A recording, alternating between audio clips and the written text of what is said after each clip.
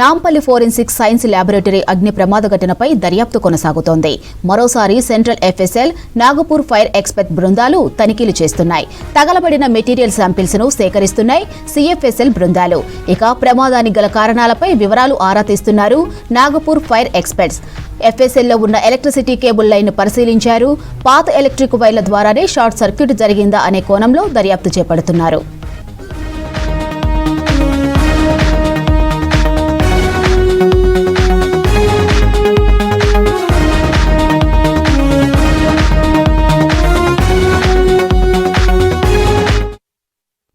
అమెరికాతో కేంద్ర ప్రభుత్వం కుదుర్చుకున్న ట్రేడ్ డీల్ విధానాలను ఎల్ఓపీ రాహుల్ గాంధీ పార్లమెంటు వేదికగా తీవ్రంగా ఎండగట్టారని చెప్పారు పెద్దపల్లి కాంగ్రెస్ ఎంపీ వంశీకృష్ణ. భారతదేశాన్ని బీజేపీ అమ్మేసిందన్నారు. అమెరికా ప్రెసిడెంట్ ట్రంప్ కనసైగతో భారత్ను శాసిస్తున్నారని చెప్పారు. భారత్ భవిష్యత్తును కూడా ట్రంపే నిర్ణయిస్తున్నారని మండిపడ్డారు. ఇక రైతులు, యువత ఇలా అన్ని రంగాలపైన ట్రేడ్ డీల్ ప్రభావం తీవ్రంగా ఉంటుందని చెప్పారు. మోదీ తప్పుడు నిర్ణయాలపై కాంగ్రెస్ పోరాటం కొనసాగుతుందని స్పష్టం చేశారు ఎంపీ వంశీకృష్ణ.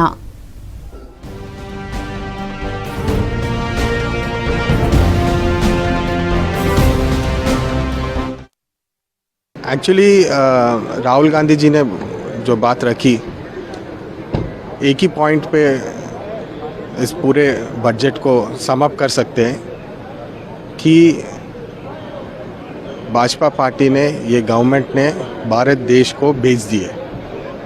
ट्रंप के हाथ में ड्राइविंग का हैंडल दे दिए और भारत सरकार जो है ट्रंप के इशारों में चल रहा है.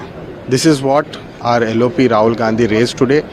He has told very clearly with evidence that the Modi government has surrendered to Trump. He has put the complete future of our youth, of our farmers, our energy needs and the jobs in the hands of Trump. And Trump is taking decisions for the United States, and India's future has been sold to the Trump administration. आप अगर tariffs के बारे में देखें तो जो 3% था tariff, उसको 18% बना दी गई. That is 6 times what India used to have. Sangareddy జిల్లా ఇంద్రేశంలో భారీ అగ్ని ప్రమాదం జరిగింది. ప్లాస్టిక్ గోదాంలో అగ్ని ప్రమాదం జరిగింది. ఘటనా స్థలంలో భారీగా మంటలు ఎగసిపడ్డాయి.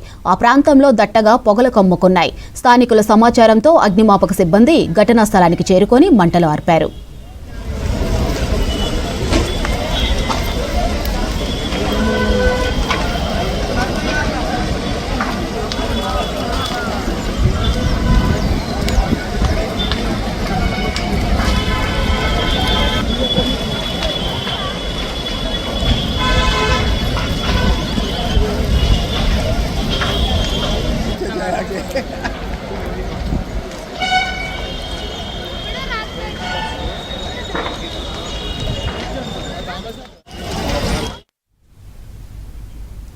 జగిత్యాల జిల్లా కేంద్రంలో చైన్ స్నాచింగ్ కలకలం రేపింది. అరవింద్ నగర్లో సాయంత్రం చైన్ స్నాచింగ్ కు పాల్పడ్డారు దుండగులు. గట్ల శైలజ తన కూతురుతో కలిసి ఇంటికి వెళ్తూ ఉండగా బైక్ పై వచ్చి గోల్డ్ చైన్ ఎత్తుకెళ్లారు. 2 తులాల మంగళసూత్రం కొట్టేశారు. ఈ ఘటనపై పోలీసులకు ఫిర్యాదు చేశారు బాధితులు. కేసు నమోదు చేసి దర్యాప్తు చేస్తున్నారు పోలీసులు.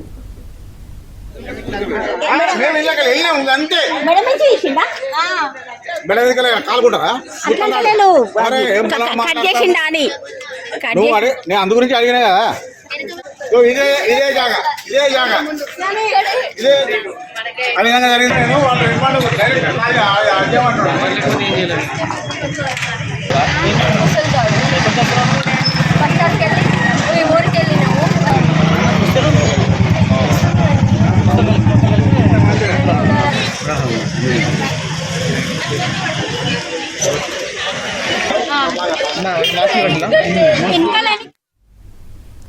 రాజకీయాల్లోకి సేవ చేయాలనే ఆలోచనతో రావాలన్నారు బీజేపీ స్టేట్ చీఫ్ రామచంద్రరావు.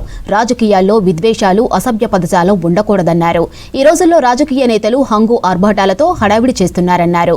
ఇక బీజేపీ రాష్ట్ర కార్యాలయంలో పండిట్ దీన్ దయాళ్ ఉపాధ్యాయ వర్ధంతి కార్యక్రమంలో పాల్గొన్నారు రామచంద్రరావు. దీన్ దయాళ్ త్యాగంతోనే బీజేపీ అతిపెద్ద రాజకీయ పార్టీగా ఎదిగిందన్నారు. దీన్ దయాళ్ జీవితం రాజకీయ నాయకులకు స్ఫూర్తి అన్నారు. మోదీ సర్కార్ ఇచ్చే పథకాలు కూడా దీన్ దయాళ్ ఆలోచనలకు అనుగుణంగా ఉన్నాయన్నారు బీజేపీ చీఫ్. ఈరోజు మనం చూస్తూ ఉన్నాం. రాజకీయాలంటే పాంప్ అండ్ షో, రాజకీయాలంటే ఒక పెద్ద రాజకీయ నాయకుడు రకరకాలైనటువంటి ఒక హంగామాలు అవన్నీ ఆడంబరాలు ఉంటాయి.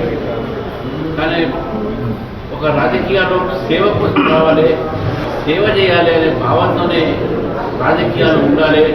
ఏదో డబ్బు ఉంది కదా మనం రాజకీయాలు కావచ్చు, ఆడంబరం కావచ్చు అనేటువంటి ఒక ఆలోచన మాకు లేదు.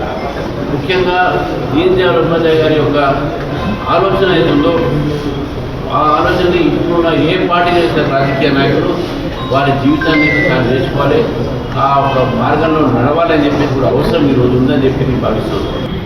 రెండోది ఏకాత్మత మానవతావాదం అనేటటువంటి ఒక ఆలోచనని వారు విజయవాడలో అనేక సంవత్సరాల కింద అక్కడ పెట్టడం జరిగింది. 50 సంవత్సరాల కింద 50 అంటే జనసంఘలో వారి 50 సంవత్సరాలు ఉండే విజయవాడలో ఏకాత్మత మానవతావాదాన్ని వారు అక్కడ దాన్ని తీసుకువచ్చి ఈరోజు అదే ఏకాత్మత మానవవాదం భారతీయ జనతా పార్టీ సిద్ధాంతమైంది. పరిపాలనా సౌలభ్యం కోసం రాష్ట్ర ప్రభుత్వం 3 కార్పొరేషన్లుగా ఏర్పాటు చేయడాన్ని స్వాగతిస్తున్నానన్నారు ఖైరతాబాద్ ఎమ్మెల్యే దానం నాగేందర్. విశ్వనగరంగా హైదరాబాద్ విస్తరిస్తూ ఉండటంతో నగర సమగ్ర అభివృద్ధి లక్ష్యంగా ప్రభుత్వం ముందుకు సాగుతుందని చెప్పారు. ఇందుకు సీఎం రేవంత్ రెడ్డి అసెంబ్లీలో 10,000 కోట్లు ప్రకటించారని గుర్తు చేశారు. హైదరాబాద్ హిమాయత్ నగర్ డివిజన్లో పలు అభివృద్ధి పనులకు దానం శంకుస్థాపన చేశారు.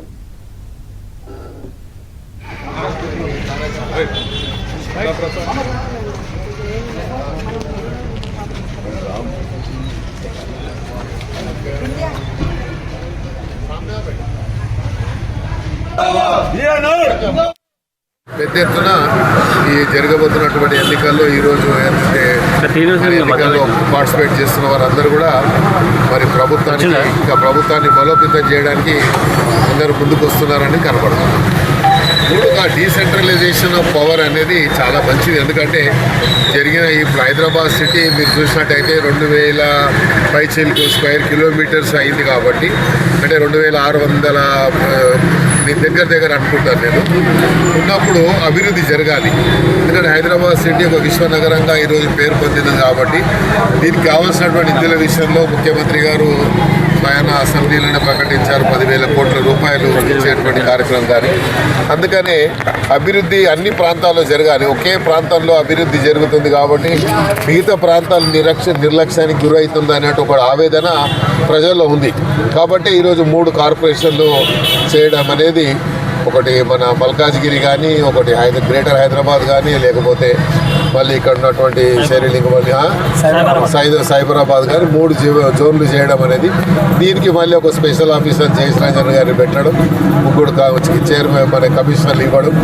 అందుకనే దీనికి ప్రత్యేకంగా నిధులు కూడా కేటాయించి బడ్జెట్లోనే పెట్టారు. అవసరమైతే ఇంకా అడిషనల్ కూడా బడ్జెట్ ఇచ్చి ఈ 3 కార్పొరేషన్లో ఉన్నటువంటి ప్రాంతాలన్నీ కూడా అభివృద్ధి జరిగితే రాబోయేటువంటి రోజుల్లో పెట్టుబడులు కానీ, లేకపోతే జాతీయ స్థాయిలో అంతర్జాతీయ స్థాయిలో ఉన్నటువంటి ఇన్వెస్టర్స్ వచ్చి హైదరాబాద్ ఇంకా అభివృద్ధి చెంది హైదరాబాద్లో ఉన్నటువంటి ఎంప్లాయ్మెంట్ సమస్య కూడా తీరిపోతుంది అనేది ఒక ఆలోచన. దానికి అనుగుణంగానే ఈ 3 కార్పొరేషన్లు. గ్రేటర్ హైదరాబాద్ను 3 డివిజన్లుగా మారుస్తూ ప్రభుత్వ నిర్ణయాన్ని స్వాగతించారు ఎమ్మెల్సీ అద్దంకి దయాకర్. హైదరాబాద్కు మంచి జరగటమే కాక దేశంలో అతిపెద్ద నగరంగా ఆవిర్భవించే ఛాన్స్ ఉందన్నారు. 3 డివిజన్ల మార్పు సీఎం సొంత నిర్ణయం కాదన్నారు. పబ్లిక్ డొమైన్లో పెట్టి విపక్షాల అభిప్రాయం తీసుకున్నట్లు చెప్పారు. డీసెంట్రలైజేషన్ కావడంతో ప్రజా సమస్యలు త్వరగా పరిష్కారం అవుతాయన్నారు అద్దంకి దయాకర్. గ్రేటర్ హైదరాబాద్ అనేది 3 విభాగాలుగా 3 డివిజన్స్గా ఉండడం అనేది హైదరాబాద్ ప్రజలకు మంచి మేలు జరగబోతున్న పరిణామం. ఈరోజు ఒకే చోట జిహెచ్ఎంసీ వద్దనే అన్ని ప్రాంతాల యొక్క సమస్యలు చర్చించాలంటే, నేను కూడా ఎక్స్ అఫిషియో మెంబర్గా ఉన్నా కాబట్టి కార్పొరేటర్లకు కానీ ఎక్స్ అఫిషియో మెంబర్స్ కానీ ఒకంత సమయం కలిసేది కాదు. తర్వాత ప్రజా సమస్యల ప్రస్తావన కూడా జరుగుతున్న రోజులు ఎక్కువగా రావడానికి అవకాశం లేకుండేది. ఇప్పుడు ఈ 3 డివిజన్లు చేయడం వల్ల హైదరాబాద్ను డీసెంట్రలైజేషన్ ఆఫ్ ది పవర్, అందరూ కూడా అన్ని సమస్యలు మనం తీర్చుకోవడానికి అవకాశం ఉంది. వేగవంతమైన అభివృద్ధికి మరో ఊతమిచ్చే విధంగా ముఖ్యమంత్రి గారి నిర్ణయం తీసుకోవడాన్ని మేమందరం కూడా స్వాగతిస్తున్నాం. బీఆర్ఎస్ పార్టీ ఏదో రాజకీయాల కొరకు మాట్లాడుతున్నది. ఎందుకంటే వాళ్ళు ఉన్నన్ని రోజులు ఈ ఇంత పెద్ద మహానగరాన్ని, దాదాపు 1,20,00,000 మంది పైచిలకు నివసించే ఈ ప్రాంతాన్ని సెంట్రిక్గా ఉండేటట్టుగా చేసి, వాళ్ళ కంట్రోల్లోనే ఉండేటట్టుగా చేసి, ముఖ్యంగా అప్పుడు మనోడు మున్సిపల్ శాఖ మంత్రిగా కేటీఆర్ ఉండే, అప్పుడు అసలు తను కలవకుండా అధికారులకు సమస్యలు వచ్చి ఎన్నో సమస్యలు ఆ రోజు మా హైదరాబాద్ ప్రజల్ని వెంటాడిన పరిస్థితి. కాబట్టి ఇప్పుడు ఎవరైనా ఏ సమస్య వచ్చినా నేరుగా వాళ్ళ యొక్క ప్రాంతీయ కార్యాలయానికి పోయే అవకాశం ఉంది. కాబట్టి ఇది ప్రజలకు వెసులుబాటుతో పాటు వేగవంతమైన నిర్ణయాలు తీసుకోవడానికి కూడా అవకాశం ఉంటుంది, కౌన్సిల్స్ కూడా. కాబట్టి దీన్ని ప్రజలందరూ స్వాగతించాల్సిన అవసరం ఉంది. ఇది ఏదో తన సొంత నిర్ణయంగా తీసుకున్న నిర్ణయం కాదు. ముఖ్యమంత్రి గారు దాన్ని పబ్లిక్ డొమైన్లో పెట్టిండ్రు, విపక్షాల యొక్క అభిప్రాయాలు తీసుకున్నారు, తర్వాత ప్రజల అభిప్రాయాలు తీసుకున్నారు. ప్రత్యేకించి ప్రజల సమస్యలకు ఏ కోణం నుంచి పరిపాలన సౌలభ్యం ఉంటుందో ఆ విధంగా తీసుకున్నాం. కాబట్టి వీళ్ళు ఉత్తగానే ఏదో రాజకీయాల కోసం మాటలు మాట్లాడినట్టుగా బీఆర్ఎస్ నాయకులు కానీ లేకపోతే విపక్షాలు ఏవి మాట్లాడినా కూడా ఆ విషయాల్లో పెద్దగా స్టాంటిటీ లేదు. కేవలం రాజకీయాల కోసమే అలాంటి ఆరోపణలు చేస్తున్నట్టుగా భావించాలి. వేగవంతమైన మహానగర అభివృద్ధి కోసం ఈ 3 మండళ్లు పర్ఫెక్ట్గా పనికొస్తాయి. రేపు భారతదేశంలోనే అత్యంత పెద్ద నగరంగా హైదరాబాద్ ఆవిర్భవించనున్నది. ఈరోజు ఔటర్ రింగ్ రోడ్డు పరిధి మేరకు విస్తరించడం వల్ల భారతదేశంలోనే భారత్కు ఫ్యూచర్ సిటీగా ఉండే అర్హతను సాధించబోతున్న ఈ నిర్ణయాన్ని మీరందరూ కూడా స్వాగతించి మద్దతు ఇవ్వాలని చెప్పి కోరుతూ, విపక్షాలు మరింత రాద్ధాంతం చేయకుండా సహకరించాలని కోరుతున్నాను. సిటీలో కబ్జాలపై హైడ్రా ఉక్కుపాదం మోపుతోంది. జూబ్లీహిల్స్ అపోలో హాస్పిటల్ దగ్గర 2 ఎకరాల పార్కులో ఆక్రమణలను హైడ్రా అడ్డుకుంది. సుమారు 3 కోట్ల విలువైన పార్కు స్థలాన్ని కబ్జా నుంచి కాపాడారు హైడ్రా అధికారులు. పక్కనే లేడీస్ హాస్టల్ నిర్వహిస్తున్న ఓ వ్యక్తి పార్కులోకి 50 గజాల మేర నిర్మాణం చేపట్టాడు. అదనంగా 100 గజాల మేర హద్దులు వేసుకుని ఫామ్ హౌస్ తరహాలో వినియోగిస్తున్నట్లు హైడ్రా సిబ్బంది గుర్తించారు. ఇక హైడ్రా కమిషనర్ రంగనాథ్ ఆదేశాలతో జీహెచ్ఎంసీ అధికారులు క్షేత్రస్థాయిలో పరిశీలన చేసి పార్కు భూమికి ఫెన్సింగ్ ఏర్పాటు చేశారు. అనంతరం కబ్జాదారుడిపై కేసు నమోదు చేశారు.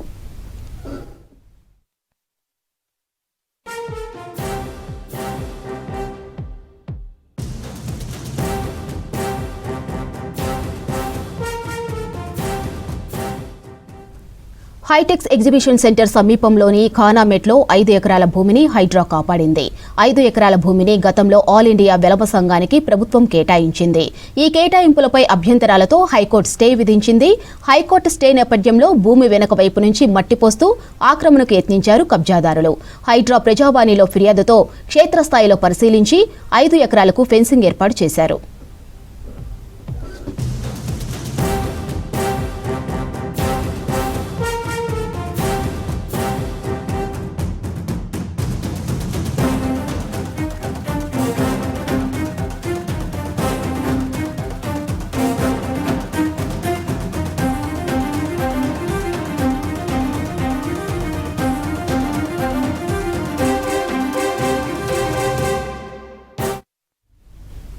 హైదరాబాద్లో మరోసారి చైన్ స్నాచింగ్ ఘటన కలకలం రేపింది. అబిడ్స్ పోలీస్ స్టేషన్ పరిధిలోని చాఫెల్ రోడ్డు దగ్గర చైన్ స్నాచింగ్ పాల్పడ్డాడు దుండగుడు.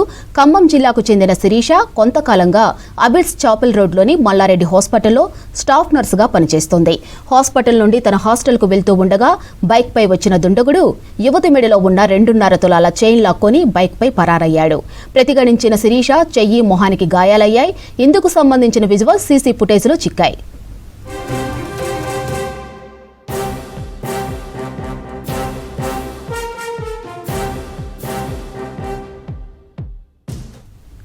సమాచారం అందుకున్న అబిడ్స్ పోలీసులు ఘటనా స్థలానికి చేరుకొని కేసు నమోదు చేసి దర్యాప్తు ప్రారంభించారు. చైన్ స్నాచింగ్ జరిగిన ప్రాంతానికి నిమిషాల వ్యవధిలోనే చేరుకున్నారు అబిడ్స్ పోలీసులు. ఇక 9 గంటల్లోనే నిందితుడిని పట్టుకున్నారు. దుండగుడు యాకత్పురా ప్రాంతానికి చెందిన మహమ్మద్ సల్మాన్ పాషాగా గుర్తించారు. ఇట్లా నడుచుకుంటూ వస్తుంటే బండి మీద నుంచి వచ్చి చైన్ లాక్కెళ్ళిపోయాడు. ఒక్కళ్ళే ఉంటుంది బండి. బ్లాక్ హెల్మెట్ వేసుకున్నాను. ఎన్ని తులం? 200.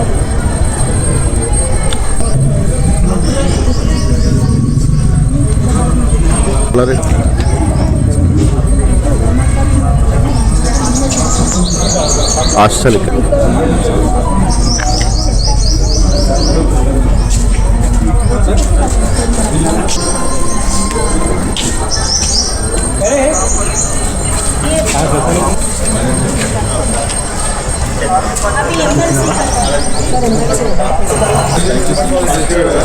వదిలేసి పాఠశాల విద్యకు పేదవారు దూరం కాకుండా ఉండేలా ప్రభుత్వం నిర్ణయం తీసుకుంటుంది.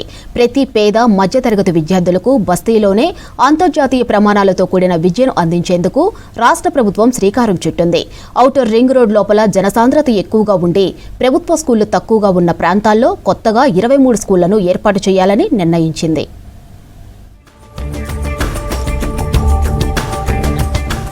హైదరాబాద్ రంగారెడ్డి మేడ్చల్తో పాటు నగర శివారులోని సంగారెడ్డి జిల్లాకు భారీగా వలసలు పెరుగుతున్నాయి. నగరంలో మంచి విద్య దొరుకుతుందనే భావనలో పిల్లల్ని ప్రైవేట్ స్కూల్లో చేర్పించేందుకు నగరానికి వస్తున్నారు. చిన్న చిన్న పనులు చేసుకునే పేరెంట్స్ కూడా ప్రైవేట్ స్కూళ్ల వైపే ఆసక్తి చూపిస్తున్నారు. దీన్ని సీరియస్ గా తీసుకున్న ప్రభుత్వం సర్కార్ బడుల రూపురేఖలు మార్చాలని డిసైడ్ అయింది. సకల సౌకర్యాలతో కార్పొరేట్ స్థాయిలో తొలి దశలో 23 బడులను ఏర్పాటు చేయాలని నిర్ణయించింది.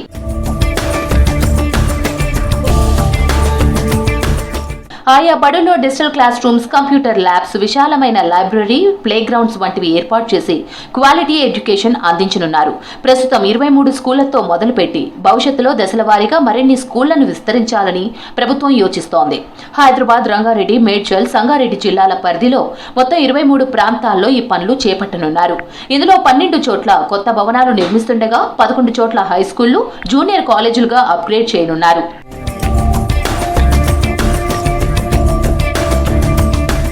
పిల్లలకు అన్ని వసతులు కల్పించాలంటే తగినంత స్థలం ఉండాల్సిందేనని ఇప్పటికే అధికారులకు సీఎం రేవంత్ రెడ్డి ఆదేశాలు జారీ చేశారు. అయితే విద్యాశాఖ అధికారులు గుర్తించిన బాజ్పల్లి, అమీర్పేట్, మారేడ్పల్లి, బండ్లగూడ, సరూర్ నగర్, బాలాపూర్ తదితర ప్రాంతాల్లో ఎకరం లోపే స్థలం ఉంది. దీంతో ఆయా ప్రాంతాల్లో ప్రత్యామ్నాయ స్థలాలను చూడాలని హైదరాబాద్, మేడ్చల్, రంగారెడ్డి జిల్లాల కలెక్టర్లకు school education director Samin Nicholas ఇటీవలే లేఖ రాశారు. ఆ స్థలాల వివరాలు రాగానే సర్కార్కు టెండర్ల కోసం ప్రతిపాదనలు పంపించే అవకాశం ఉంది.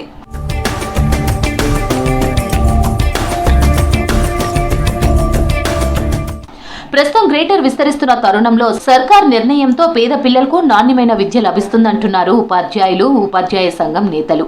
త్వరలోనే పేరెంట్స్ కు భారం తగ్గడంతో పాటు పాఠశాల విద్య బలోపేతం అవుతుందని అంటున్నారు. కార్పొరేట్ స్థాయిలో అన్ని రకాల సౌకర్యాలు ఉంటాయి, అన్ని రకాల సబ్జెక్ట్ టీచర్స్ ఉంటారు. దీంట్లో music teacher, dance teacher, co curricular activity teacher, అదేవిధంగా ఫిజికల్ ఎడ్యుకేషన్ టీచర్సు, మరి నాన్ టీచింగ్ స్టాఫు, మరి ఇవన్నీ కూడా ఉంటాయని తెలియడం జరుగుతుంది. భవిష్యత్తులో అన్ని రకాల పాఠశాలలకు అదే విధమైనటువంటి అంబియన్స్ ఉంటాయా?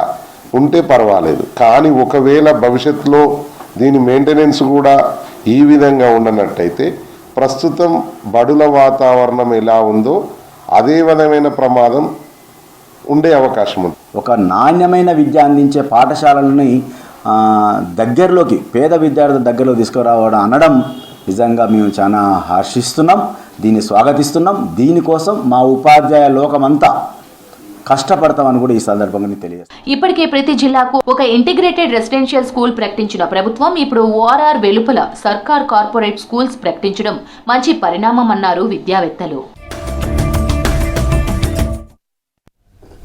దేశంలో విద్యార్థుల బలవన్మరణాలు క్రమంగా పెరుగుతున్నాయి. గత 10 ఏళ్లలో సూసైడ్ చేసుకునే వారి 65% పెరిగిందని నివేదికలు చెబుతున్నాయి.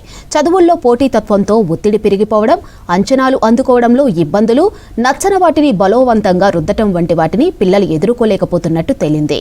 అయితే ఆలోచనలు గుర్తించటం, మార్కులని కొలమానంగా భావించకపోవడం, ఇతరులతో పోల్చి చూడకుండా ఉంటే పిల్లలు ప్రశాంతంగా కెరీర్పై ఫోకస్ పెడతారంటున్నారు నిపుణులు.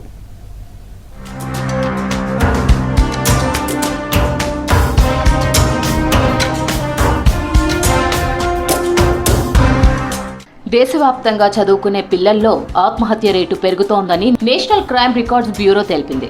గత 10 ఏళ్లలోనే దాదాపు 61% పెరిగినట్లు ప్రకటించింది. దేశవ్యాప్తంగా ప్రతి గంటకు ఒక విద్యార్థి ఆత్మహత్య చేసుకుంటున్నట్లుగా చెప్పింది. ప్రతి సంవత్సరం ఆత్మహత్య చేసుకునే విద్యార్థుల సంఖ్య వేలల్లోనే ఉంటుందని నేషనల్ క్రైమ్ రికార్డ్స్ బ్యూరో తెలిపింది. చదువుల్లో ప్రతిభ కనపర్చాలన్న ఒత్తిడి, సరైన గైడెన్స్ లేకపోవడం, మనసులోని బాధను ఎవరూ అర్థం చేసుకోకపోవడం ప్రధాన కారణాలుగా నిలుస్తున్నాయని స్పష్టం చేసింది.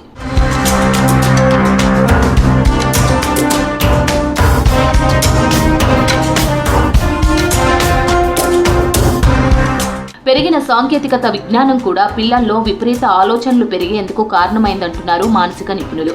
సోషల్ మీడియా ప్రభావం కూడా ఎక్కువగానే ఉందంటున్నారు. స్మార్ట్ ఫోన్లు వినియోగించడం కూడా పెరిగిందని, ఎక్కడ ఏం జరిగినా వాటికి ప్రభావితం అవుతూ అనుకరించడం అనేది పెద్ద సమస్యగా మారిందని మానసిక నిపుణులు చెబుతున్నారు. మరోవైపు సెల్ ఫోన్ల మోజులో పడిపోయి చదువును అశ్రద్ధ చేయడం కూడా విద్యార్థుల్లో ఒత్తిడి పెంచుతుందంటున్నారు. దేశవ్యాప్తంగా ప్రతి సంవత్సరం 10,000కు పైగానే విద్యార్థులు ఆత్మహత్యలు చేసుకుంటున్నారంటే తీవ్రత అర్థం చేసుకోవాలని చెబుతున్నారు.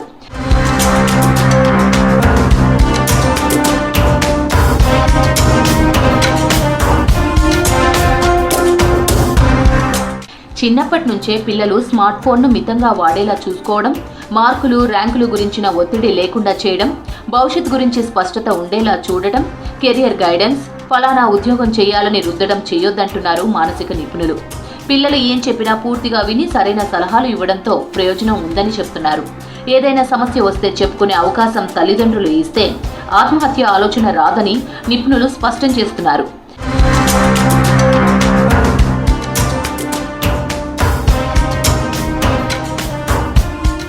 నేటి తరం విద్యార్థులు ఇతరులతో పోల్చి చూడటాన్ని ఇష్టపడడం లేదంటున్నారు మానసిక నిపుణులు. మరోవైపు పిల్లలను అతి గారాబం చేయొద్దని సూచిస్తున్నారు.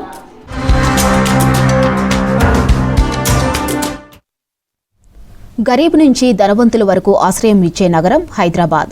దేశంలోని ఇతర మెట్రో నగరాలతో పోలిస్తే తక్కువ జీవన వ్యయం, ఎక్కువ ఉపాధి అవకాశాలతో హైదరాబాద్ ప్రత్యేక గుర్తింపు సంపాదించింది. అభివృద్ధి, జీవన సౌలభ్యం రెండూ సమపాలలో ఉన్న అరుదైన నగరంగా హైదరాబాద్ నిలుస్తోంది.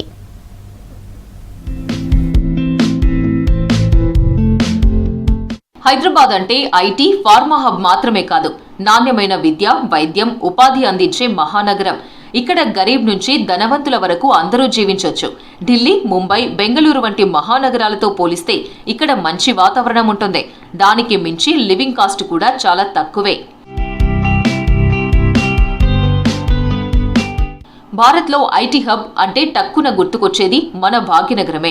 ఇక్కడ వందల సంఖ్యలో ఐటీ సంస్థలు కొలువుదీరాయి, ఇంకా వస్తూనే ఉన్నాయి. ఫార్మా, ఏరోస్పేస్ సంస్థలు, అంతర్జాతీయ సంస్థల జీసీసీలు హైదరాబాద్కి వస్తున్నాయి. బ్యాంకింగ్ సెక్టార్, రియాలిటీ రంగం వేగంగా అభివృద్ధి చెందుతోంది. దీంతో ఉపాధి కోసం వివిధ మెట్రో సిటీలు, ఇతర రాష్ట్రాల నుంచి వస్తున్న వాళ్ళు హైదరాబాద్ని వదిలి వెళ్లేందుకు ఆసక్తి చూపడం లేదు. అవకాశం ఉన్న వాళ్ళందరూ హైదరాబాద్లోనే సొంతిల్లు తీసుకుని ఇక్కడే స్థిరపడాలని అనుకుంటున్నారు. I came from Lucknow. So if you ask me how is Hyderabad, the food is amazing. Okay, the infrastructure is good. Is actually good. The houses compared to Delhi where I have lived, they are much better here, and also the transportation. It's really nice. Weather is also good. I mean, yeah, that is what it is.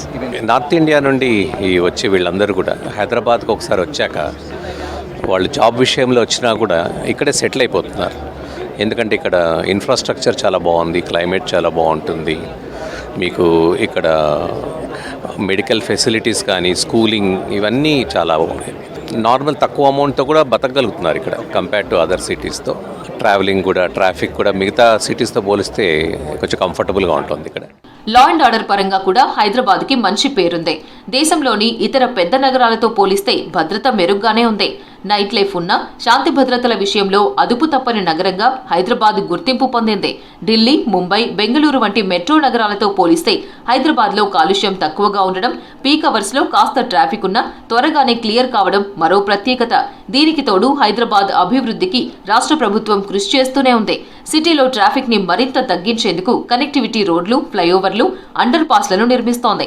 ఇందుకోసం గత 2 ఏళ్లలోనే దాదాపు 20,000 కోట్ల రూపాయలను ఖర్చు చేసింది రాష్ట్ర ప్రభుత్వం.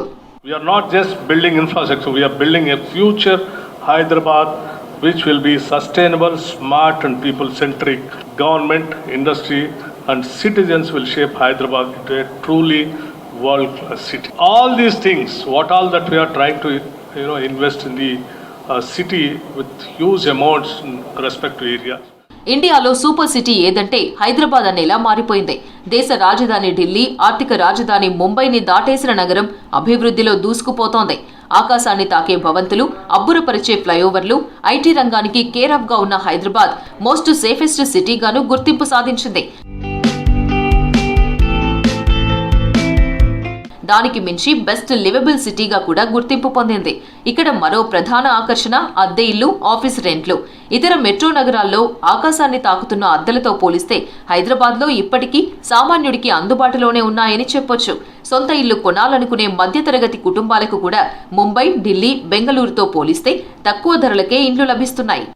ఎక్కడి నుంచి వచ్చినా ఇక్కడ బతికే కెపాసిటీ హైదరాబాద్ అందరికి కలిగిస్తుంది. అట్ ద సేమ్ టైం మనకి క్లైమేట్ కంట్రోల్ అయినా సరే, గ్రోయింగ్ అయినా సరే, రోడ్ పరంగా అయినా సరే, బిల్డింగ్స్ ఉండే విధానము ఎక్కడి నుంచి వచ్చినా సరే వాళ్ళు 15,000 నుంచి శాలరీ ఉన్నా ఇక్కడ వాళ్ళకి నీడ కల్పిస్తుంది Hyderabad. At the same time climatic conditions అయినా వాళ్ళు మన కంట్రోల్లో ఉంటుంది. They can stay with us. My education and everything was here itself. I have seen Mumbai and other cities as well. Hyderabad is one of the fastest growing city I have seen so far. So if you look at any of the cities now in Mumbai, there is no real estate. Everything is, you will get pots and condos for a higher price and everything. Now in Hyderabad market, you will see a lot of locations are there where you will get premium apartments for a very good like price point and everything. Hyderabad has been livable city for a very long time, and ఇప్పుడు కూడా మన దగ్గర ఉన్న ప్రభుత్వము, law and order situation plus cosmopolitan culture అందరు మాట్లాడుకుంటారు. So these are all advantages మన సిటీకి ఉన్నది. So this will always grow. It is always the most flexible. సిటీలో అభివృద్ధి ఉంది, అవకాశాలున్నాయి, అంతకు మించిన భద్రత ఉంది. అందుకే హైదరాబాద్ అంటే కేవలం ఒక నగరం మాత్రమే కాదు, లక్షల మంది ఆశలకు, కలలకు చిరునామాగా నిలుస్తోంది. ఇది అందరికీ అనువైన నగరంగా, మన భాగ్యనగరంగా ముందుకు సాగుతోంది. ఐటీఐలను అడ్వాన్స్ టెక్నాలజీ సెంటర్లుగా అప్గ్రేడ్ చేసి కొత్త ట్రేడ్స్ను తీసుకురావడంతో అడ్మిషన్లు పెరిగాయి. ఏటీసీల్లో కూడా ప్రెజెంట్ ఇండస్ట్రీస్ అవసరాలకు అనుగుణంగా ట్రేడ్స్ ప్రవేశపెట్టడంతో విద్యార్థులు ఇంట్రెస్ట్ చూపిస్తున్నారు. మరోవైపు కోర్సులు పూర్తి చేసిన వారికి టామ్కామ్ ద్వారా విదేశాల్లో ఉద్యోగ అవకాశాలు కల్పిస్తున్నారు.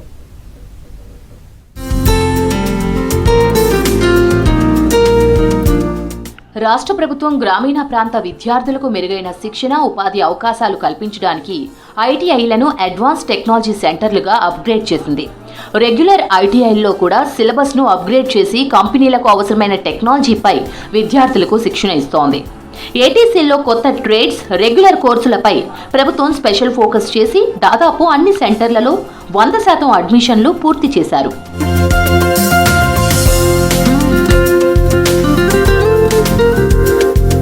పరిశ్రమల అవసరాలకు అనుగుణంగా మోడర్న్ టెక్నాలజీ స్కిల్స్ నేర్పించి ట్రైనింగ్ పూర్తయిన వెంటనే ఉపాధి అవకాశాలు కల్పించడమే ప్రధాన లక్ష్యంగా ఏటీసీలు పనిచేస్తున్నాయి. అడ్వాన్స్డ్ టెక్నాలజీ సెంటర్స్లో సాధారణంగా వివిధ పరిశ్రమలకు అవసరమైన హై డిమాండ్ టెక్నికల్ కోర్సులు నేర్పిస్తున్నాయి. ముఖ్యంగా robotics and automation, electrical and electronics maintenance, mechatronics, PLC, CNC machine operation and programming, hardware and networking, embedded systems, industrial welding, automobile servicing లాంటి ట్రేడ్లలో విద్యార్థులకు శిక్షణ ఇస్తున్నాయి ఏటీసీలు. కొన్ని కేంద్రాలు drone technology, industrial robot operation, 3D printing లాంటి ఆధునిక విభాగాల్లోనూ ట్రైనింగ్ ఇస్తున్నాయి. ఈ అన్ని ట్రేడ్స్లో కూడా డిమాండ్ చాలా ఉంది, ఇండస్ట్రీస్కి రిక్వైర్మెంట్ చాలా ఉంది. అండ్ మాకు కొత్తగా స్టార్ట్ అయిన 6 కోర్సులు ఏటీసీ కోర్సులలో కూడా మేము లాస్ట్ ఇయర్ మా దగ్గర 4 కోర్సులు స్టార్ట్ అయ్యాయి. లాస్ట్ ఇయర్ 4 కోర్సులకి ప్లేస్మెంట్ 100% ఇప్పించగలిగాము. కొంతమంది ఇప్పుడు రెగ్యులర్ ట్రేడ్ వాళ్ళు కూడా దాంట్లో ఆల్మోస్ట్ 90% అయింది. ఒక 10% వాళ్ళు మాత్రం పాలిటెక్నిక్ లేటర్ ఎంట్రీకి ప్రిపేర్ అవుతున్నారు. ఏటీసీలు, రెగ్యులర్ ఐటీఐల్లో కోర్సుల వ్యవధి సాధారణంగా 1 నుంచి 2 ఏళ్లు ఉంటుంది. ఏటీసీల ముఖ్యమైన ప్రత్యేకత ఏంటంటే ప్లేస్మెంట్ అసిస్టెన్స్. అనేక కేంద్రాలు పరిశ్రమలతో ఒప్పందాలు కుదుర్చుకొని ట్రైనింగ్ పూర్తయ్యాక క్యాంపస్ ఇంటర్వ్యూలు నిర్వహిస్తాయి. విద్యార్థి నైపుణ్యాలు, ప్రాక్టికల్ పరిజ్ఞానం బాగా ఉంటే trainee technician, junior electrician, machine operator, service technician లాంటి ఉద్యోగాల్లో నేరుగా చేరవచ్చు. శిక్షణలో చూపిన ప్రతిభ ఆధారంగా ఉపాధి అవకాశాలు వస్తాయి. This is the laser CAD machine, and we'll be designing 2D images here, and we'll be designing in systems, and then we'll be dumping into this machine, and we'll be creating all designs and all. Actually, this engineering design is totally through engineering stream, but our government ATC brought this stream into our ITI also. ఈ advance technology సెంటర్లకు కొత్తగా ప్రవేశపెట్టిన ట్రేడ్స్లలో engineering విద్యార్థులు చదివే సిలబస్ను చెప్తున్నారు. రాష్ట్ర ప్రభుత్వం టాటా సంస్థతో టైఅప్ అయి విద్యార్థుల ట్రైనింగ్ కు అవసరమైన ఎక్విప్మెంట్ ను సమకూర్చుకుంటున్నారు. పూర్తి స్థాయిలో థియరికల్, ప్రాక్టికల్ క్లాసెస్ పై విద్యార్థులకు ట్రైనింగ్ ఇస్తున్నారు. విద్యార్థులకు అవసరమైన ఇంటర్వ్యూ స్కిల్స్ కూడా నేర్పిస్తున్నారు. కోర్సులు పూర్తి చేసిన విద్యార్థులకు టామ్కామ్ ద్వారా విదేశాల్లో కూడా ఉపాధి అవకాశాలు కల్పిస్తున్నారు. లైక్ 3D ప్రింటింగ్ ఇండస్ట్రీస్లో ఆటోమేషన్ 3D ప్రింటింగ్ ఇండస్ట్రీస్లో ఆపర్చునిటీస్ అనేవి దొరుకుతాయి. 3 సాఫ్ట్వేర్స్ ఉన్నాయి కాబట్టి laser CAD, laser machine industries ఉన్నాయి. కార్వెకో కూడా CNC మీద చేయొచ్చు. 3D ప్రింటింగ్ కూడా 3D ప్రింటింగ్ ఇండస్ట్రీస్లో యూజ్ చేయొచ్చు. లేకపోతే ఇది సెల్ఫ్ ఎంప్లాయ్మెంట్ కూడా పనికి వస్తుంది. కోర్స్ అనేది నేర్చుకుంటే, సాఫ్ట్వేర్స్ అనేది నేర్చుకుంటే మనము మిషన్స్ అనేవి మనకి వర్త్ మనం పెట్టగలుగుకుంటే సెల్ఫ్ ఎంప్లాయ్మెంట్ కూడా చేసుకోవచ్చు. గ్రామీణ ప్రాంతాల్లో ఉండే వారికి రెగ్యులర్ అకాడమిక్ కోర్సులపై ఇంట్రెస్ట్ లేని వారికి ITI కోర్సులతో ఉపాధి అవకాశాలు వస్తున్నాయి. దీంతో గ్రామీణ ప్రాంత విద్యార్థులు ఆసక్తి చూపిస్తున్నారు. రోబోట్స్ ఉన్నాయి, ఇంకా 2 రోబోట్స్, ఒకటి AR1440, ఇంకోటి GP12, ఒకటేమో వెల్డింగ్ కోసం యూజ్ చేయడం జరుగుతుంది. ఇవన్నీ అంటే ఈ అడ్వాన్స్గా జరిగేవన్నీ మాకేమో ఇప్పుడు ITIలో నేర్పించడం అయితే జరుగుతుంది. దీనివల్ల మాకు ఏంటంటే ఇట్లా థియరీ అవన్నీ అన్నీ లేకుండా డైరెక్ట్ ప్రాక్టికల్గానే నేర్పించడం జరుగుతుంది. ఇక్కడ థియరీ 20%, ప్రాక్టికల్ నాలెడ్జ్ 80% ఉంటుంది. ఇక్కడ మాకు ప్రతిదీ ప్రాక్టికల్గా చూపెడతారు.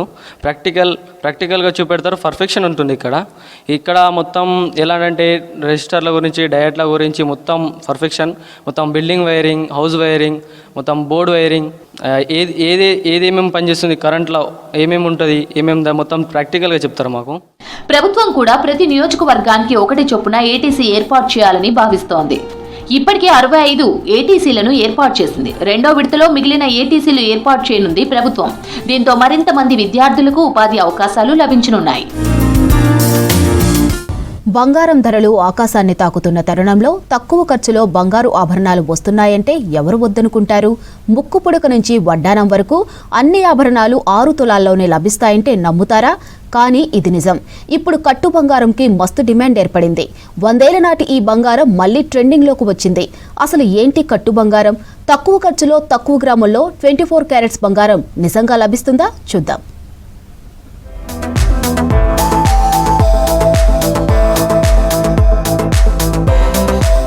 బంగారం ధర రోజు రోజుకి రాకెట్లా దూసుకెళ్తుంది. రెక్కలొచ్చాయా అన్నట్టు ఆకాశాన్ని తాకుతున్నాయి. పసిడి సరికొత్త రికార్డు సృష్టిస్తూ ఉండటంతో సామాన్య ప్రజలు, మధ్య తరగతి ప్రజలు బంగారం కొనలేని పరిస్థితి ఏర్పడింది. దీంతో ప్రతి ఒక్కరూ కట్టు బంగారం వైపు డైవర్ట్ అవుతున్నారు. కాపర్ పై 24 క్యారెట్స్ గోల్డ్ పూతతో తక్కువ ధరకు ఈ ఆర్నమెంట్స్ దొరుకుతూ ఉండటంతో కట్టు బంగారం కొనేందుకు ఇంట్రెస్ట్ చూపిస్తున్నారు పబ్లిక్. కట్టు బంగారాన్ని గోల్డ్ షీట్ జ్యువెలరీ అని కూడా అంటారు. 24 క్యారెట్స్ బంగారం పూతతో తక్కువ ఖర్చులో వస్తూ ఉండటంతో కట్టు బంగారం మళ్లీ ట్రెండింగ్ లోకి వచ్చింది. హైదరాబాద్ నగరంలో ఈ గోల్డ్ షీట్ జ్యువెలరీ షాప్స్ వెలుస్తున్నాయి. పైగా పెళ్లిళ్ల సీజన్ కావడంతో ఈ గోల్డ్ షీట్ జ్యువెలరీకి మంచి డిమాండ్ ఏర్పడిందంటున్నారు వ్యాపారులు. ఇక ఒరిజినల్ గోల్డ్ గ్రామ్ కొనాలంటే 15,000, తులం కొనాలంటే 1,60,000 వరకు పెట్టాలని, కానీ కట్టు బంగారంలో 30,000కే గొలుసు వస్తుందంటున్నారు. దీంతో నచ్చిన డిజైన్ ఆర్డర్ ఇచ్చి మరీ చేయించుకుంటున్నారని చెబుతున్నారు డిజైనర్స్. ఇక్కడ మేము ఒక 6 months అయింది గోల్డ్ షీట్ జ్యువెలరీ ఓపెన్ చేసి. KPHP Shri Pavan Sai gold sheet jewellery అమ్మ. మా దగ్గర ముక్కు పుడక నుంచి వడ్డాణం దాకా అన్ని వస్తువులు దొరుకుతాయి. ఇక్కడ మేము గోల్డ్ షీట్ జ్యువెలరీ పెట్టడానికి కారణం అంటే గోల్డ్ రేటు 1 గ్రామ్ వచ్చి 16,000. అంటే గోల్డ్ లో ప్రతి వాళ్ళు కొనాలంటే ఐటమ్ ఏది కొనాలన్నా కూడా ఇంత రేట్లో కొనడానికి చాలా మంది ఇబ్బంది పడుతుంటారు. మేము గోల్డ్ షీట్ లో చాలా తక్కువ ప్రైజెస్లో మేము అన్ని ఐటమ్స్ ఇస్తున్నాం. First 24 carats gold, pure gold వస్తుంది. దాన్ని ఒక పొరలాగా తీసి మధ్య లోపల కాఫర్ ఉంటుంది, పైన అటు ఇటు పొర ఉంటుంది. అది మేము మామూలుగా వస్తువులాగా తయారు చేస్తాం. ప్రతి ఐటమ్ కూడా అలాగే తయారు చేస్తాం. గోల్డ్ రేట్ పెరగడంతో బంగారం కొనాలంటే 1-2 సార్లు ఆలోచిస్తున్నారు జనం. కానీ పెళ్లిళ్లు, ఫంక్షన్ కి కొనక తప్పదు. దీంతో లక్షలు పెట్టి బంగారం కొనడానికి బదులు ఈ గోల్డ్ షీట్ జ్యువెలరీని కొంటున్నారు. ముక్కు పుడుకు నుంచి పెళ్లికి కావాల్సిన ఆభరణాలన్నీ తీసుకుంటున్నారని చెబుతున్నారు. 10 తులాల్లో అయ్యే బంగారు ఆభరణాలు ఈ గోల్డ్ షీట్ లో 1 గ్రాములోనే వస్తాయన్నారు. 1/2 గ్రామ్ బంగారం నుంచే ఆభరణాలు తయారవుతాయంటున్నారు. మా దగ్గర మీరు కొన్నారు, తీసుకెళ్తున్నారు, యూజ్ చేసిన తర్వాత ఎట్లా అండి మళ్ళీ మేము ఎట్లాగా రిటర్న్ బేసిక్ ఎట్లా అని మీరు అడుగుతారు. మేము 60% రిటర్న్ బేసిక్ ఇస్తామండి. మీరు ఎప్పుడు తీసుకొచ్చి ఇచ్చినా 60% ఉంటుంది. మనీ రూపంలో ఇచ్చేస్తాం, లేదా వస్తువులు మార్చుకున్నా ఇచ్చేస్తాం. మీరు ఇప్పుడు 10,000 పెట్టుకోండి, 6,000 రూపాయలు మీకు రిటర్న్ అనేది ఎప్పుడు కూడా ఉంటుంది. మీరు ఏ ఐటమ్ అయినా ఎప్పుడన్నా 2-3 ఏళ్ళ తర్వాత మార్చుకోవచ్చు. లేదు ఐటమ్ బాగుందంటే సర్వీస్ ఉన్న వస్తువు ఉన్నంతకాలం ఫ్రీ సర్వీస్ ఉంటుంది. ఇప్పుడు మామూలుగా ఇయర్ రింగ్స్ అయితే 1/2 గ్రామ్ నుంచి స్టార్టింగ్ అండి. బుట్టలు కానీ అయితే 1.5 గ్రామ్ నుంచి బుట్టలు అన్ని మోడల్స్ ఉంటాయండి. బంగారం రేటు పెరిగినా తక్కువ బడ్జెట్లో నచ్చిన గోల్డ్ జ్యువెలరీ కొనాలనుకున్న వారికి బెస్ట్ ఆప్షన్ ఈ కట్టు బంగారం అంటున్నారు పబ్లిక్. ఇప్పుడు బంగారం కొనాలంటే అప్పు చేయాలని, కానీ తక్కువ ఖర్చులో వచ్చే ఈ బంగారం బాగుందంటున్నారు. లాస్ట్ టైం ఒక 2 or 3 తీసుకున్నాము, అవి నచ్చి ఇప్పుడు మళ్ళీ ప్రైస్ తీసుకోవడానికి అని చెప్పేసి అని వచ్చాను. డైలీ యూస్కి ఇప్పుడు దాదాపు ఒక 6-7 మంత్స్ వాడుతున్నాను, ఏ ప్రాబ్లం రాలేదు. ప్లస్ ఏంటి అంటే ఇప్పుడు గోల్డ్ రేట్ ఎక్కువ ఉండడం మూలాన నేను గోల్డ్ షీట్ జ్యువెలరీ బెస్ట్ అని చెప్పేసి అని తీసుకుంటున్నాను. అండ్ ఇక్కడ మెయిన్ స్పెషాలిటీ ఏంటంటే లైఫ్ టైం సర్వీస్కి వాళ్ళు చేసిస్తారు. అందుకని మాకు ఇంట్రెస్ట్ ఉండి సేమ్ గోల్డ్ ఎలా ఉందో అలాగే ఉన్నాయి కాబట్టి మోడల్స్ నచ్చి రెగ్యులర్గా పర్చేస్ చేస్తున్నాను. ఇవి తక్కువ వెయిట్లో వస్తాయి, సేమ్ గోల్డ్ అనే ఉంటాయి. మనకి నచ్చిన మోడల్స్ మనం అడిగిన మోడల్స్ కస్టమైజ్ చేసి ఇస్తారు. పైగా 4-5 ఇయర్స్ వాడిన తరువాత ఎక్స్చేంజ్ చేసుకోవాలనుకుంటే 60% రిటర్న్ వాల్యూ కూడా ఇస్తున్నారు. రోజు ఈ జ్యువెలరీ వేసుకోవచ్చని వెడ్డింగ్ ఫంక్షన్ కి యూనిక్ ట్రెండ్ గా కలెక్షన్స్ ఉన్నాయంటున్నారు. కట్టు బంగారంలో లేడీస్ తో పాటు జెంట్స్ కూడా కలెక్షన్స్ ఉన్నాయి. మెన్స్ బ్రాస్లెట్, చైన్స్ 2 గ్రాముల నుంచే ప్రారంభమవుతాయని, కడియాలు 4 గ్రాములకే వస్తాయని చెబుతున్నారు. పైగా డైలీ యూజ్ చేసుకోవచ్చు అంటున్నారు. ఇక పెళ్లిళ్ల సీజన్ ఉండటంతో పబ్లిక్ ని అట్రాక్ట్ చేసేందుకు ఎంత బంగారం కొంటే అంత వెండి ఫ్రీ ఇస్తున్నారు. ఈ గోల్డ్ రేటు ప్రభావం వల్ల ప్రతి వాళ్ళు కూడా బంగారు వస్తువులు ఉన్నా కూడా వేసుకొని వెళ్ళాలంటే చాలా భయంగా ఉందండి. 16,000 నుంచి 19,000 దాకా వచ్చిందండి రేటు. ఎవరైనా ఒక వస్తువు గోల్డ్ వేసుకొని వెళ్ళాలంటే దొంగల భయం బాగా ఉంది. అందుకని ప్రతి వాళ్ళు కూడా మా దగ్గర వచ్చి గోల్డ్ షీటెడ్లో 3.5 గ్రామ్లో 4 గ్రామ్స్లో చైన్స్ అన్నీ తీసుకొని వేసుకుంటున్నారు. మాకు చాలా ఆనందంగా ఉంది. ఎందుకంటే ఇది కూడా గోల్డేనండి. గోల్డ్ షీటెడ్ అంటే ఇది గోల్డ్తో తయారు చేసే 24 క్యారెట్స్ గోల్డ్తో తయారు చేసేది కాబట్టి ప్రతి వాళ్ళు కూడా ఆ గోల్డ్ లాగే భావించి వేసుకుంటున్నారు. కస్టమర్స్ వచ్చి మాకు ఈ డిజైన్ ఇలా కావాలంటే తప్పనిసరిగా వాళ్ళకి ఆ డిజైన్లో మేము తయారు చేసి ఇస్తాం. అమ్మమ్మల కాలం నాటి ట్రెండ్ మళ్లీ రావడంతో గోల్డ్ ఇన్వెస్ట్మెంట్లా కాకుండా అలంకరణలా భావించే వారంతా ఇప్పుడు ఈ గోల్డ్ కొంటున్నారు.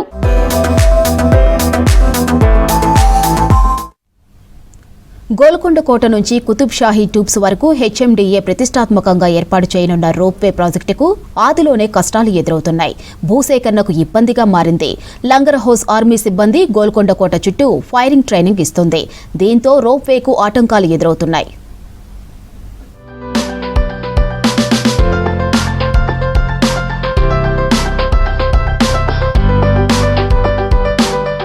హెచ్ఎండిఏ ప్రతిష్టాత్మకంగా ఏర్పాటు చేయాలని భావిస్తున్న రోప్వే ప్రాజెక్టుకు ఆదిలోనే అడ్డంకులు ఎదురవుతున్నాయి. ఈ ప్రాజెక్టుకు వివిధ శాఖల అధికారులు సహాయ నిరాకరణ చేస్తున్నట్లు అధికారులు తెలిపారు. దీంతో ఎలా ముందుకు పోవాలో తెలియక హెచ్ఎండిఏ సందిగ్ధంలో పడింది. నగరంలో టూరిస్టులను ఆకట్టుకునేందుకు గోల్కొండ నుంచి కుతుబ్ షాహీ టూమ్స్ వరకు 1.5 కిలోమీటర్ల రోప్వే నిర్మించి కేబుల్ కార్ నడపాలని హెచ్ఎండిఏలోని ఒమ్టా ఆఫీసర్లు ప్లాన్ చేశారు. ఈ ప్రాజెక్టుకు 100 కోట్లు ఖర్చవుతుందని అంచనా వేశారు. ప్రాజెక్టు సాధ్యాసాధ్యాలపై డిపిఆర్ ఇవ్వాలని నైట్ ఫ్రాంక్ సంస్థను సెలెక్ట్ చేశారు. అయితే ప్రాజెక్టు సాధ్యాసాధ్యాలు, భూసేకరణపై నివేదిక తయారు చేసేందుకు ఆ సంస్థ నిర్వహిస్తున్న కార్యకలాపాలకు ఆటంకాలు ఎదురవుతున్నాయి.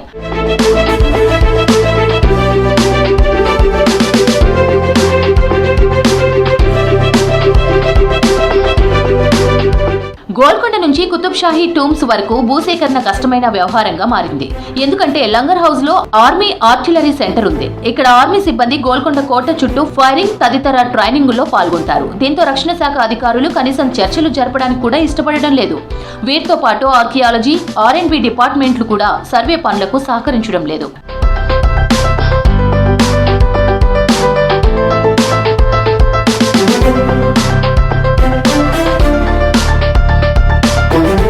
గోల్కొండ కుతుబ్ షాహీ టూమ్స్ ను చూడడానికి రోజుకు 10,000 మంది వరకు వస్తుంటారు. ఇందులో 2,000 మంది విదేశీయులు ఉంటున్నారు. హెచ్ఎండిఏ అనుకున్నట్లు రోప్వే ఏర్పాటు చేస్తే పర్యాటకుల సంఖ్య మరింత పెరుగుతుందని అధికారులు భావిస్తున్నారు. ఈ ప్రాజెక్టుకు 2 వైపులా కాఫీ షాపులు, ఫుడ్ కోర్టులు, ఎంటర్టైన్మెంట్ కార్యకలాపాలను నిర్వహించేందుకు అవసరమైన ఏర్పాట్లు చేయాలని అధికారులు ప్రతిపాదనలు సిద్ధం చేశారు. కానీ ఇప్పుడు డిపిఆర్ తయారీకి చేపట్టాల్సిన సర్వే పనులకు ఆయా శాఖల నుంచి సహకారం లభించకపోవడంతో అధికారులు ఏం చేయాలా అని తర్జన పడుతున్నారు.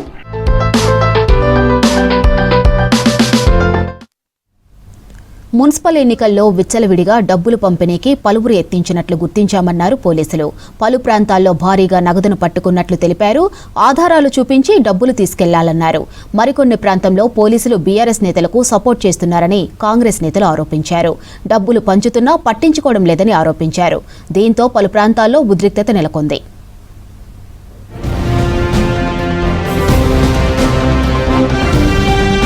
మున్సిపల్ ఎన్నికల్లో భాగంగా ఓటర్లను ప్రసన్నం చేసుకునేందుకు ఇవాళ కూడా డబ్బులు పంచారు పలువురు నేతలు. దీంతో కరీంనగర్ జిల్లా కరీంనగర్ కిసాన్ నగర్ చింతల్ పోలింగ్ కేంద్రం దగ్గర బీఆర్ఎస్ నాయకులు ఆందోళనకు దిగారు. అంతకు ముందు బీఆర్ఎస్ మాజీ కార్పొరేటర్ కుర్రు తిరుపతి నుంచి డబ్బులు స్వాధీనం చేసుకున్నారు పోలీసులు. కానీ కారులో ఉన్న తన పర్సనల్ డబ్బులను జేబులో పెట్టుకుంటుండగా పోలీసులు కావాలనే పట్టుకుని రాద్ధాంతం చేస్తున్నారన్నారు బీఆర్ఎస్ నాయకులు. అయితే బీఆర్ఎస్ వారు డబ్బులతో వస్తుంటే పట్టుకున్నామని కరెన్సీ నోట్లను చూపించారు పోలీసులు. చివరికి గంగుల కమలాకర్ వచ్చి పోలీసులకు రిక్వెస్ట్ చేయడంతో పంచనామా చేసిన తర్వాత కేసు పెడతామన్నారు పోలీసులు.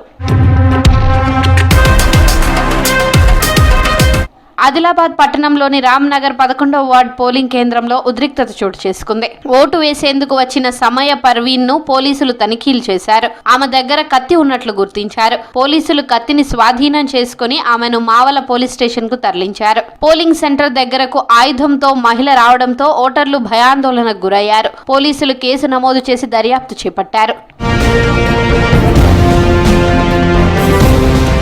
జయశంకర్ భూపాలపల్లి మున్సిపల్ ఎన్నికల్లో నోట్ల కట్టలు కలకలం రేపింది. మున్సిపాలిటీలోని 22వ వార్డులో డబ్బులను పంపిణీకి ప్రయత్నించాడు బీఆర్ఎస్ అభ్యర్థి బుర్ర రమాదేవికి చెందిన వ్యక్తి. ఓటర్లకు డబ్బులు పంచుతుండగా పోలీసులు రావడంతో వదిలేసి పరారీ అయ్యాడు. దాదాపు ₹1,00,000 స్వాధీనం చేసుకున్నారు. డబ్బులు పంచిన వ్యక్తిని అదుపులోకి తీసుకున్నారు పోలీసులు. వరంగల్ జిల్లా నర్సంపేటలో బీఆర్ఎస్ కార్యకర్తలు డబ్బులు పంచారు. ఓటర్లకు నగదు పంచుతుండగా పట్టుకున్నారు పోలీసులు. డబ్బులు పంపిణీ చేసిన వ్యక్తులను అరెస్ట్ చేసి ₹11,600 సీజ్ చేశారు. మరోవైపు వర్ధన్నపేట ఎన్ఎస్ తాండాకు చెందిన 7-9 పోలింగ్ కేంద్రాల దగ్గర దొంగ ఓటు వేస్తున్న వ్యక్తిని గుర్తించారు స్థానికులు. పోలీసులకు సమాచారం ఇవ్వడంతో అతన్ని అదుపులోకి తీసుకున్నారు. నల్గొండ జిల్లా చిట్యాల మున్సిపాలిటీ శివనేనిగూడెంలో 1వ వార్డు దగ్గర ఉద్రిక్త వాతావరణం నెలకొంది. కాంగ్రెస్ నేతలు డబ్బులు పంచుతున్నారని బీఆర్ఎస్ నేతలు గొడవ పడ్డారు. పోలింగ్ కేంద్రం దగ్గర కాంగ్రెస్ నాయకులు డబ్బులు పంచుతుంటే పోలీసులు అడ్డుకోవడం లేదంటూ వాగ్వాదానికి దిగారు. దీంతో ఇరు వర్గాల మధ్య తోపులాట జరిగింది. స్పాట్ కు చేరుకున్న కట్టంగూర్ ఎస్ఐ రవీందర్ ఇరు వర్గాలను చెదరగొట్టారు. విద్యార్థుల స్కాలర్షిప్, బోధన, ఫీజుల చెల్లింపుల్లో తెలంగాణ ప్రభుత్వం మార్పులు చేసింది. పాత విధానానికి స్వస్తి పలికి కొత్త సంస్కరణ తీసుకువస్తోంది.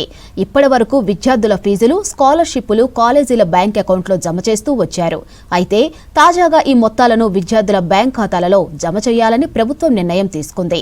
విద్యార్థుల బోధనా ఫీజులు, ఉపకార వేతనాలను వారి ఖాతాల్లోనే జమ చేయాలంటూ కేంద్ర ప్రభుత్వం 2022లోనే రాష్ట్ర ప్రభుత్వాలను సూచించినా తెలంగాణలో అమల్లోకి రాలేదు. అయితే తాజాగా ఈ మార్పులు చేయనున్నారు.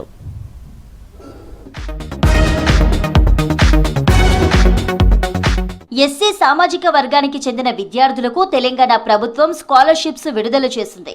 అయితే వీరికి కేంద్రం నుంచి వాటా నిధులు జమ కావాల్సి ఉంది. కేంద్రం వాటా రాగానే రాష్ట్రంలోని 1,20,000 మంది ఎస్సీ విద్యార్థుల బ్యాంకు ఖాతాల్లో ఫీజు డబ్బులు జమ కానున్నాయి. 2024-25 సంవత్సరంలో ఎస్సీ విద్యార్థుల స్కాలర్షిప్స్, బోధన రుసుముల కోసం 1,82,000 మంది విద్యార్థులు దరఖాస్తు చేసుకున్నారు. వీటిలో 1.2 లక్షల దరఖాస్తులను పరిష్కరించారు. వీరి కోసం తెలంగాణ ప్రభుత్వం తన వాటాగా 200 కోట్లు జమ చేయగా కేంద్ర ప్రభుత్వం తన వాటా కింద 300 కోట్లు ఇవ్వాల్సి ఉంది. ఈ నిధులు రాగానే విద్యార్థుల అకౌంట్లలో జమ చేస్తారు. ఎస్సీ విద్యార్థులకు అనుసరించిన విధానాన్నే ఇతర సామాజిక వర్గాలకు చెందిన విద్యార్థులకు కూడా అమలు చేయాలని ప్రభుత్వం నిర్ణయించింది.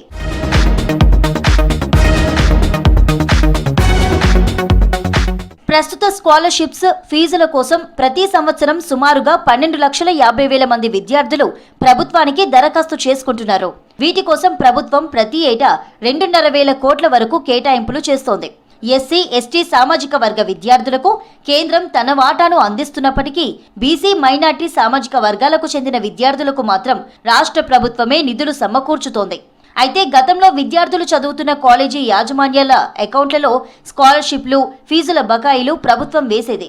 కానీ అవి చాలా మంది విద్యార్థుల వరకు చేరడం లేదని, కొన్ని చోట్ల అవకతవకలు జరుగుతున్నాయని ప్రభుత్వం దృష్టికి వస్తుంది. దీంతో చదువుతున్న విద్యార్థుల అకౌంట్స్లోకి నేరుగా బకాయిలు జమ చేయాలని ప్రభుత్వం డిసైడ్ అయింది.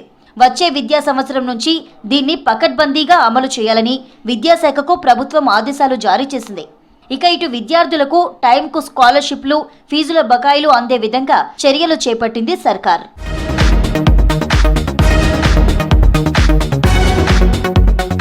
విద్యార్థుల స్కాలర్షిప్స్ పై ప్రభుత్వం తీసుకుంటున్న నిర్ణయం సరైందంటున్నారు విద్యావేత్తలు, ఉపాధ్యాయ సంఘాల నేతలు. విద్యార్థులకు సమస్య లేకుండా ప్రభుత్వం ఒక గ్రీన్ ఛానల్ లాగా స్కాలర్షిప్స్ చెల్లించాలని అంటున్నారు.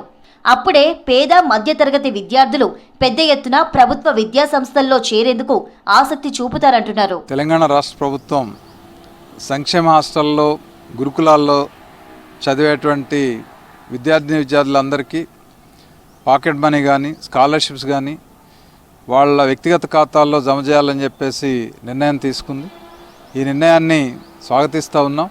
ఎందుకంటే ఇవి విద్యార్థుల యొక్క స్టైఫండ్ వాళ్ళకి చేరటమే కరెక్ట్. వాళ్ళ అకౌంట్స్లో వేయాలనేది పారదర్శకతని, జవాబుదారీతనాన్ని పెంచుతుంది.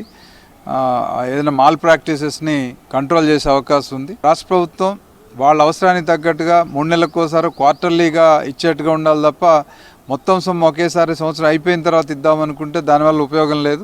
ప్రభుత్వం తీసుకున్న నిర్ణయంతో విద్యార్థులు, వారి తల్లిదండ్రులు హర్షం వ్యక్తం చేస్తున్నారు.